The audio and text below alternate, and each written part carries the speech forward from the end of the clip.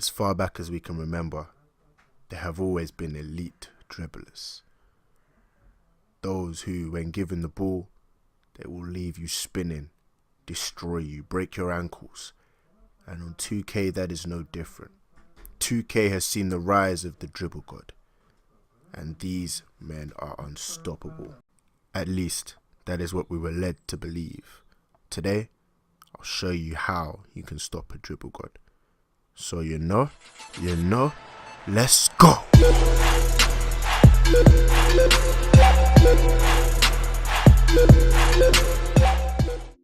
Yo, what's good people? It's your boy, legendary Shonin. And today we're going into the second video in a series of how to become a better defender. Now, if you didn't see the first video, it's all about the settings that you need. So that's the first step. So a card is going to show up in the top right. Make sure you go watch that right now. Or watch it right now and then come back to this video. Alright, cool. So, right at the start of this video, I showed you two mixtapes from two dribble words. Cole the Man and Steezo the God. Now, if you come up against elite dribblers like that, you're finished. You're screwed. GG, bro. End of story. I can't help you. Psych! I'm playing, yo. I can help you, definitely. I mean, when it comes to dribble moves and spamming dribble moves, obviously a certain combination, if they catch you at the right time, there's nothing you can do about it. It's all about AI. If you fall, you fall. You can't stop yourself from falling. But what you can do is limit the number of situations and the number of times you end up in situations where you can get your ankles taken, or you get exposed and you get destroyed. So that's what I'm gonna help you with today. I'm gonna help you shut down a dribble god. Alright, so the first thing you need to know is off the ball movement.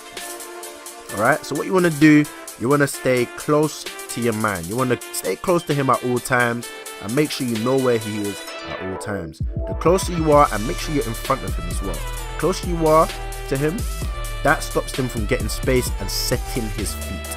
Once he sets his feet, that's when he can start chaining combos together. So if you stop him from setting his feet, that's when he's uncomfortable, will probably pass the ball away, right? Now the second thing is distance. So let's say he's got the ball now and he's set his feet and he's going to start chaining moves together, right? Second thing you need to do is you want to stay far enough away from him that he doesn't automatically take your ankles, right? You don't want to make it easy for him to take your ankles, right? But you still want to be close enough that if he pulls up for a shot, you can contest the shot. Now, for this to work, you have to have watched the first video and you have to have those settings on. If you don't have those settings on, this is not going to work and they're going to pull up in your face and score every single time. So you need to make sure that you've got those settings on. Yeah? Alright, cool. The third thing you need is do not jump. When you're contesting shots, do not jump, because if you jump, you're finished. You're finished. The only time you should ever jump is if you know he's about to shoot in the at mid-range, or you know he's about to take a dunk. Never jump anywhere near the 3-point line, and even in those scenarios, it's always better if you're in front of him to contest with the right analog. So wherever you can, contest with the right analog.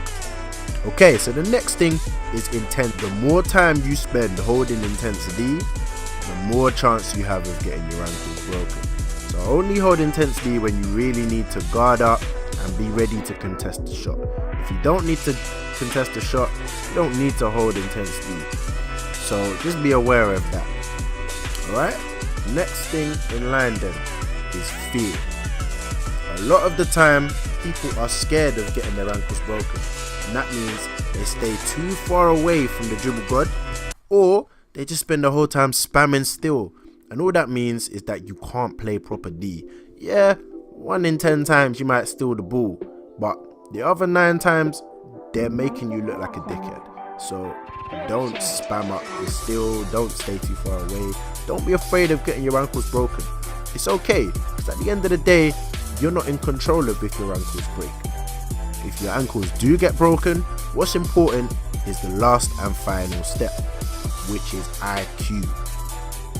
Game IQ is the most important thing you need stop their dribble god. Alright? So we're going to break this down into 3 categories. The first is tendency. Yeah. So every single dribble god, every single player in fact that you play against will have a tendency, something they prefer to do. That might be threes, it might be off dribble middies, it might be dunks. They'll make decisions based off of that, and you need to base your defensive decisions based on what they seem to do the most. And obviously knowing their archetype helps. If it's a pure playmaker, more often than not, he's going to want to take middies or dunks. He's not going to want to take threes. Whereas a play shooter, he's probably going to want to spin you out, take a few threes here and there, middies. He's probably not going to dunk as much. Whereas a playmaking slasher or slashing playmaker even is going to want to dunk pretty much all the time. Yeah. So you need to know the other person's archetype and be prepared to make decisions based on that. The second part is that all dribble gods have a pattern, right? So there's only a certain number of moves that you can chain and combo together for them to actually work when you're spamming, right? So once you've identified what their pattern of moves is and what they like to do, you can kind of be prepared for that and anticipate what they're going to do next, right? Guess what they're going to do next? And that leads into the third point.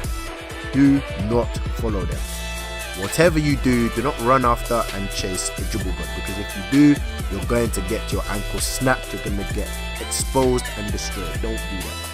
You have to use the first 2 things, so the tendencies and the patterns that they use. You have to use those to try and anticipate what they're going to do next, and therefore go where they're going to be next. That's what you want to do. You want to be where they're going to be next. As you can see, he's pulled that back. He done the step back there, and I knew it was going to go up because that's the kind of thing he was doing all game. So once he did that step back, I jumped straight away because I knew he was going to go up for the shot, and I got the block. I got the contest. So that's what you have to do, yo. And that's it. I've given you the tools to stop the dribble god. So let me know if this works for you, man. Drop it in the comments if this helped you out and if this is working for you. I'll be dropping more videos how to stop slashers, post scorers, stuff like that. So if you've got a particular type of player or archetype that you don't know how to stop, let me know and I'll do a video on it. Other than that, if you like this video, you already know what to do.